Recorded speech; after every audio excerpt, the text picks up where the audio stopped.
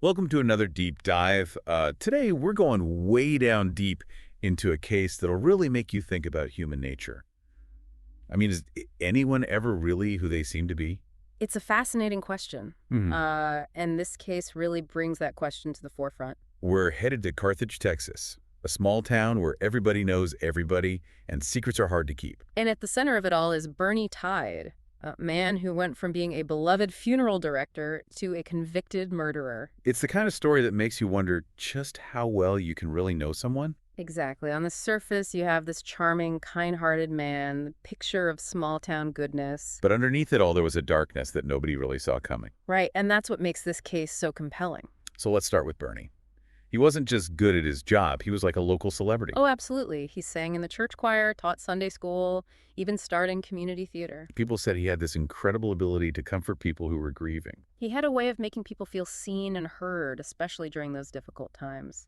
And he was especially popular with the older ladies of Carthage. That's right. There are stories about him going above and beyond for them. Like what kind of things? Oh, driving hours out of his way to help one woman pick out a casket for her husband. Wow. Or spending whole evenings just listening to another woman reminisce about her life. It sounds like he was genuinely devoted to these women. It wasn't just an act he put on for work. No, it seems like there was a genuine connection there, which is what makes what happened with Marjorie Nugent so disturbing. Marjorie Nugent. Mhm. Now, she was a very different character than Bernie. A wealthy widow with a fortune of over $6 million. She wasn't exactly known for being warm and fuzzy. Yeah, difficult might be putting it lightly. Oh, really? There's a story about her yelling at a bank teller for taking too long to count her money. Seriously? And the teller was just a trainee. Oh, man. It seems like she had quite a temper and wasn't afraid to use her wealth and status to get her way. Yeah, she sounds like she was a real piece of work. So how did these two totally opposite personalities end up crossing paths? It all started when Bernie handled the funeral arrangements for Marjorie's husband. He had this way of making people feel seen and heard during their most vulnerable moments, and Marjorie was drawn to that. So after the funeral, Bernie continued to be there for her. Yes, he became her confidant, her financial advisor, and eventually her full-time companion. It sounds like a pretty unlikely pairing. It does, doesn't it? You have this charismatic, seemingly selfless man. And this wealthy, but by all accounts, very demanding woman. Right, it's a recipe for some serious tension, and that's exactly what we see as their relationship develops. So tell me, what were the dynamics like between Bernie and Marjorie? That's where things start to get really interesting. The relationship was incredibly complicated. In what way?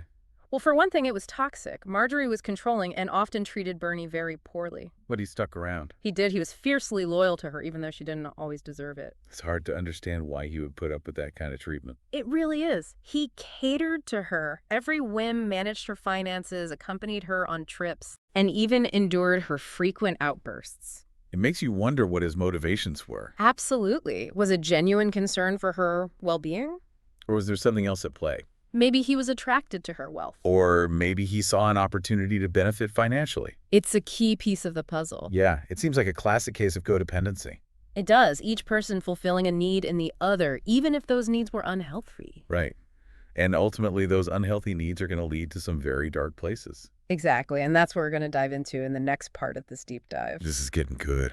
Uh, I can't wait to hear what happens next. This is like watching a psychological thriller unfold in real life. You have this odd couple, a toxic bond, and then bam, the unthinkable happens. Yeah, in 1997, Bernie shot Marjorie He shot her. 4 times in the back. Oh my gosh. That's brutal. Right. Especially considering the image he had in the community. It's jarring, isn't it?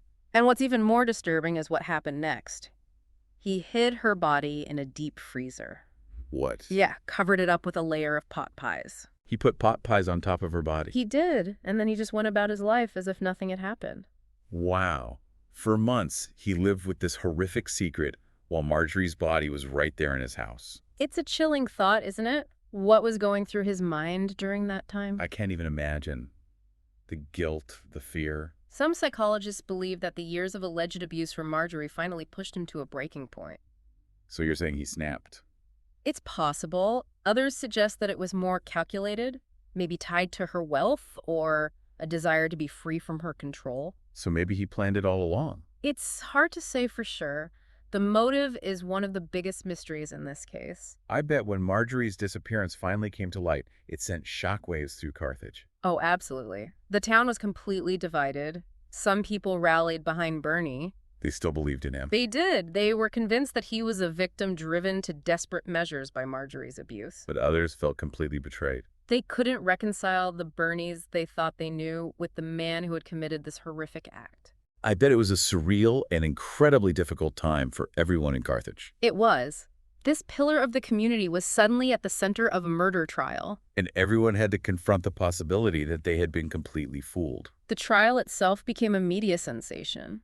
I can only imagine. The prosecution focused on Bernie's financial manipulations. So they thought he did it for the money. Right. They argued that he had been systematically draining Marjorie's accounts and stood to inherit a lot of money upon her death. Makes sense.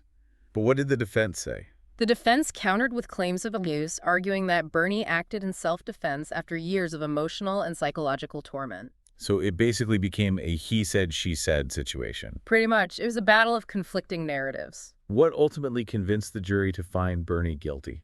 One crucial piece of evidence was a forged document transferring a large sum of money from Marjorie's account to Bernie's. Uh-huh. So they had proof of financial wrongdoing. They did. Yeah. And despite the defense's claims of abuse, there wasn't any concrete evidence to support them. So in the end, Bernie was found guilty of murder. That's right. In 1999, he was sentenced to life in prison. So it seemed like the case was finally closed. Bernie Tiede, the beloved funeral director, was now a convicted murderer destined to spend the rest of his days behind bars. But then in 2014, there was a twist. A twist. What happened? New evidence emerged that threw the entire case into question. What kind of evidence? Bernie's attorneys uncovered evidence suggesting that he had been a victim of sexual abuse. Whoa, hold on. You're saying Bernie was abused, Yes, both as a child and as an adult. and this information wasn't brought up during the original trial? No, it wasn't. Wow, so there was a whole other layer to this story, a history of trauma that nobody knew about. The defense argued that this history of abuse, especially the alleged abuse by Marjorie, had contributed to a state of extreme emotional distress. And they were saying that this distress led to the murder. Exactly. So what happened? Based on this new evidence, Bonnie's sentence was commuted in 2014. He got out of prison. He did after serving 17 years. That's incredible. The man who was sentenced to life in prison was now a free man. It was a controversial decision, sparking a huge debate about justice abuse and the complexities of human behavior. I can imagine. Some people must have been outraged. Oh, absolutely. Yeah. They saw it as a miscarriage of justice, arguing that Bernie manipulated the system. And others? They saw it as a victory for victims of abuse, recognizing the impact of trauma and the potential for rehabilitation. This case really makes you think about the gray areas of the justice system. It does. It raises questions about how we handle cases involving complex psychological factors. And the long-term effects of trauma. Exactly. The Bernie Tiede case is a stark reminder that things are rarely as simple as they seem. We like to categorize people as good or evil, but real life is much more complicated than that. It is. And this case is a perfect example of that. This whole story reminds me of the movie Bernie. Oh, yeah. The film starring Jack Black. Did you see it? I did. It's a really interesting take on the case. It's directed by Richard Linklater, right? That's right. And it's not your typical crime drama. In what way? It blends dark humor with genuine tragedy. Interesting. So how does the film portray Bernie? Jack Black does an amazing job. He captures both Bernie's charm and his unsettling side. So the film doesn't shy away from the complexity of his character? No, it doesn't. It presents both his kindness and his violence. So it's not trying to tell the audience what to think. Exactly. The film is more interested in exploring the ambiguities of the case than providing easy answers. That's what makes it so thought-provoking. It leaves you pondering the nature of manipulation, the impact of abuse, and the limits of our understanding of human behavior. This whole case and the movie both really make you think about how we judge people. We tend to trust people who seem charming and helpful, especially in small towns where everybody knows everybody. Yeah, but as we've seen in this case, appearances can be deceiving. Even the most beloved figures can have dark secrets. That's right. It's a reminder that we can't just take things at face value. We need to be willing to look beyond the surface and really question what we see and hear, even when it's uncomfortable. Absolutely. And this case also raises important questions about how we deal with abuse and trauma as a society. The fact that Bernie's history of abuse wasn't really considered during his original trial is pretty disturbing. It is. It makes you wonder if the justice system is really equipped to handle these kinds of cases. Cases where there are complex psychological factors at play. Right. and where the effects of trauma can last a lifetime. It definitely points to a need for reform. I agree. We need a more nuanced approach to justice. It's not always about just punishing wrongdoing. It's also about understanding the root causes of behavior and providing opportunities for rehabilitation. Exactly. It's about recognizing that people can change and heal. This Bernie Tiede case is one of those stories that really sticks with you. It does. It makes you confront uncomfortable truths about human nature And the complexities of relationship. and the imperfections of our justice system. It reminds us that there are often more questions than answers. And that sometimes the most unsettling thing is not knowing for sure. It's a story that makes you think and makes you feel. And that's the power of a truly compelling story. Well, that's it for our deep dive into the Bernie Tiede case. A twisted tale of small-town charm, dark secrets, and the complexities of human behavior. It's a case that will stay with you long after you hear about it. We hope you enjoyed this deep dive and maybe learned a thing or two along the way. And as you go about your day, remember to look beyond the surface and consider the stories beneath. You never know what you might discover. Until next time, keep exploring.